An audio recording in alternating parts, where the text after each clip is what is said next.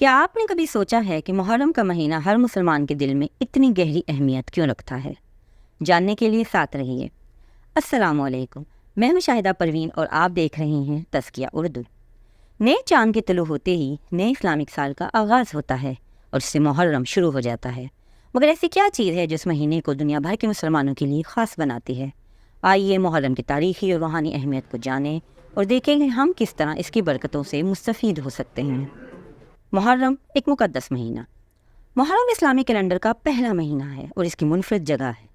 سورہ توبہ کی آیت اسلامی کیلنڈر کی بنیاد کو قائم کرتی ہے، جس میں محرم سب سے آگے ہے۔ نبی پاک صلی اللہ علیہ وسلم نے بھی مقدس مہینوں کی اہمیت پر زور دیتے ہوئے فرمایا، سال 12 مہینے کا ہے جن میں 4 مقدس ہیں، 3 مسلسل مہینے ذوالقعدہ، ذوالحجہ اور محرم، اور رجب جو جمادی الاولیٰ اور شعبان کے درمیان آتا ہے۔ محرم اللہ کا مہینہ۔ محرم کو اکثر اللہ کا مہینہ کہا جاتا ہے، جو اس کی خاص حیثیت کا ایک بہت بڑا اظہار ہے۔ نبی پاک صلی اللہ علیہ وسلم نے فرمایا کہ رمضان کے بعد بہترین روزے اللہ کے مہینے محرم میں ہیں۔ یہ حدیث محرم کے دوران نفلی روزے رکھنے کی ترغیب دیتی ہے اور اس کے ساتھ ہی اس کی روحانی اہمیت کو بھی اجاگر کرتی ہے۔ محرم میں روزے رکھنا۔ پورے مہینے کے روزے رکھنا ضروری نہیں ہے، لیکن مسلمانوں کو زیادہ سے زیادہ روزے رکھنے کی ترغیب دی جاتی ہے، خاص طور پر 9، 10 اور 11 محرم کو۔ نبی پاک صلی اللہ علیہ وسلم نے فرمایا، عاشورہ کے دن کا روزہ رکھو اور اس سلسلے میں یہود سے مختلف رہو، ایک دن پہلے یا بعد کا روزہ رکھو۔ یہ ہدایات جہاں مسلمانوں کو اپنی عبادت کو منفرد رکھنے کی ترغیب دیتی ہیں، وہیں اس دوران روزہ رکھنے کی اہمیت پر زور بھی دیتی ہیں۔ عاشورہ کی تاریخی اہمیت۔ محرم کی 10ویں تاریخ عاشورہ اسلامی تاریخ کے کئی اہم واقعات سے لیس ہے۔ نمبر 1، حضرت موسیٰ علیہ السلام کا خروج۔ عاشورہ کا دن وہ دن ہے جب اللہ تعالیٰ نے سمندر کو معجزاتی طور پر پھاڑ دیا اور حضرت موسیٰ علیہ السلام اور بنی اسرائیل کو فرعون کے ظلم سے بچایا۔ نمبر 2، حضرت یونس علیہ السلام کی نجات۔ بعض روایات کے مطابق عاشورہ کا دن وہ دن ہے جب حضرت یونس علیہ السلام کو مچھلی کے پیٹ سے بچایا گیا۔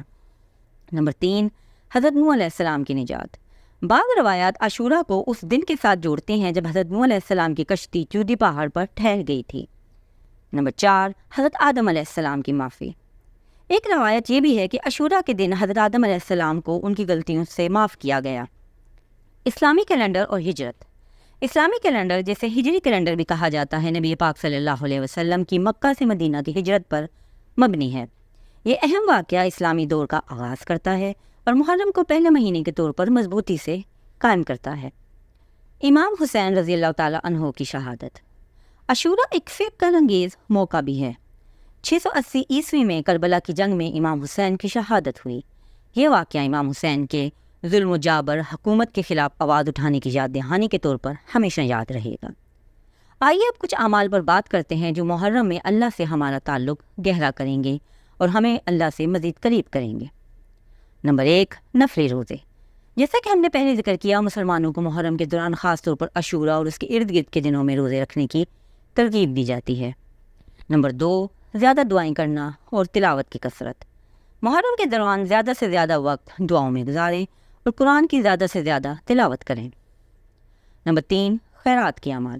محرم ایک بہترین وقت ہے جب آپ اپنی سخاوت کو بڑھا سکتے ہیں، اس میں زیادہ سے زیادہ خیراتی کام کر کے اپنے نامہ اعمال کو نیکیوں سے بھریں۔ نمبر 4، بدعات سے پرہیز۔ یہ یاد رکھنا ضروری ہے کہ کچھ اعمال جو محرم سے اب منسلک ہو چکے ہیں، اسلام میں بدعت سمجھے جاتے ہیں۔ ان سے اجتناب کرنا چاہیے اور صرف وہی اعمال اپنانے چاہیے جو قرآن و سنت یا نبی پاک صلی اللہ علیہ وسلم کے صحابہ کی سنت سے ثابت ہیں۔ نمبر 5، نئے سال پر خود احتسابی۔ جیسے محرم اسلامی نئے سال کا آغاز کرتا ہے، یہ ہمارے ایمان پر غور کرنے، نیتوں کی تجدید کرنے اور آنے والے سال میں روحانی ترقی کے لیے اہداف مقرر کرنے کا خوبصورت موقع ہے۔ اسلام میں نئے سال کی خود کسی کو مبارکباد دینے کی کوئی دلیل نہیں ملتی، لیکن اگر کوئی دوسرا انسان آپ کو اسلامی نئے سال کی مبارکباد دے تو آپ اس کو جواباً جزاک اللہ خیر یا کوئی بھی دعائیہ کلمات کہہ سکتے ہیں۔ حاصل کلام یہ ہے کہ محرم ایک ایسا مہینہ ہے جو گہری روحانی اور تاریخی اہمیت سے بھرا ہوا ہے۔ بیان کردہ اعمال ہمارے ایمان کو مضبوط کرتے ہیں، نیک زندگی کی تحریک دیتے ہیں اور کمیونٹی کے احساس کو فروغ دیتے ہیں۔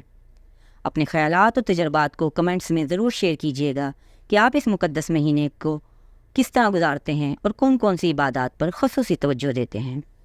سو اگلی بار تک آپ جہاں بھی ہوں امن اور فضل کے سائے میں ہوں۔ السلام علیکم ورحمۃ اللہ وبرکاتہ۔